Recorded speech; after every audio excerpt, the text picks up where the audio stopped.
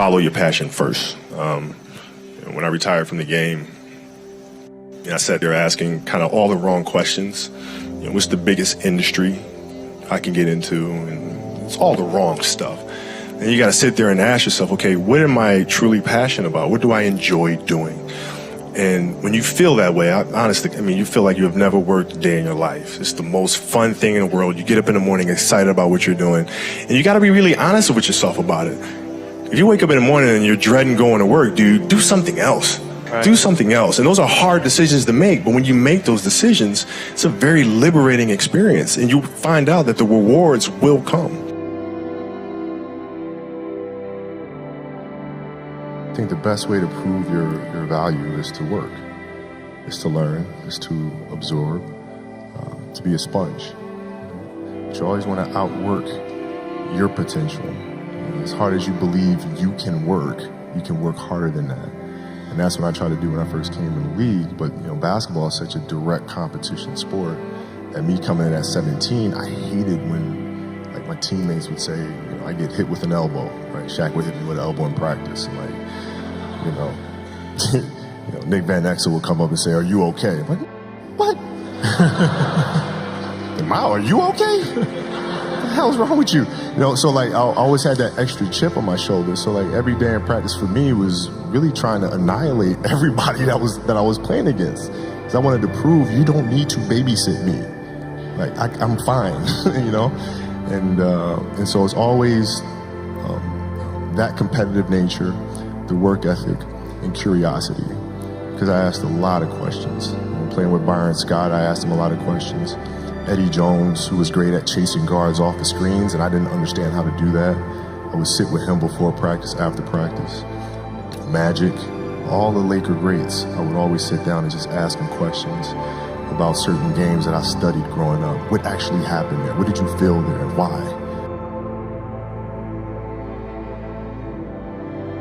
We were playing against the Lakers, Tom, and we were out here in LA. So the game was at 7. I was like, you know what? I'm gonna come to the Staples Center because we're playing. This is when the Lakers had Kobe and Shaq. Okay, this is like the championship Lakers. So I'm gonna get there at 3 o'clock. And I want to make sure I make 400 made shots before I go back into the room, and then I sit in the sauna and I get ready for the game.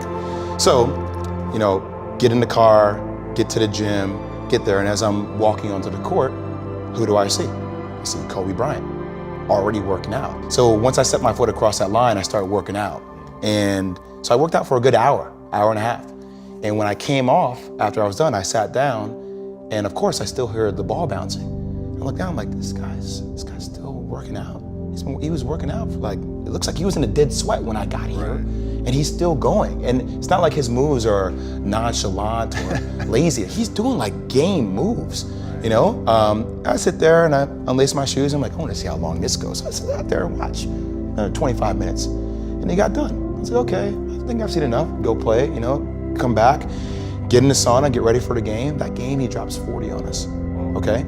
And after the game is over, I'm like, I have to ask this guy. I have to understand, why he works like that. Right. So after the game is over, I'm like, hey, Kobe, why were you in the gym for so long? He's like, because I saw you come in. And I wanted you to know that it doesn't matter how hard you work, that I'm willing to work harder than you.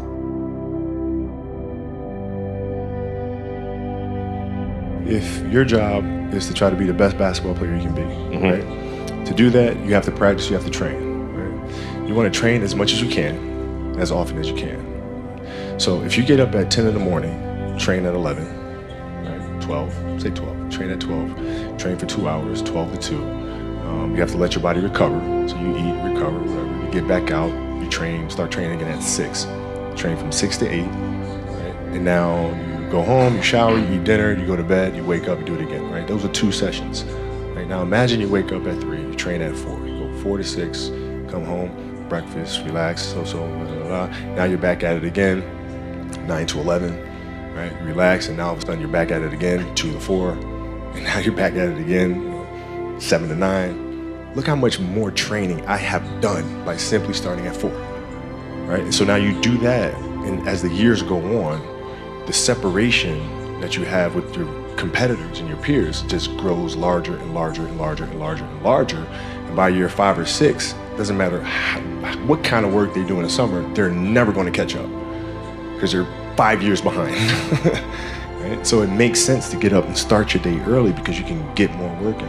If I start earlier, I can train more hours. And I know the other guys aren't doing it because I know what their training schedule is. Right? So I know if I do this consistently over time, the gap's just going to widen and widen and widen and widen and widen, and they won't be able to get that back.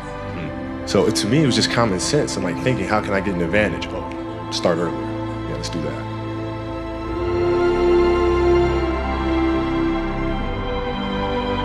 How do you develop that, or where do you learn that from? Well, I think it's just it's just a matter of what's important to you. What's important to you for whatever reason.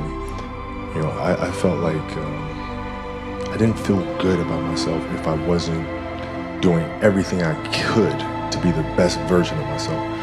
If I felt like I left anything on the table, it would eat away at me. I wouldn't be able to look myself in the mirror. And so the reason why I can retire now and be completely comfortable about it, because I know that I've done everything I could to be the best basketball player I could be.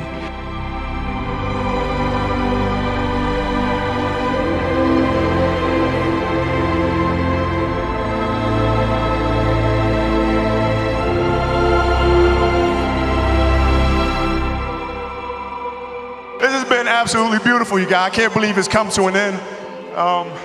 You guys will always be in my heart. And what can I say? Mamba out.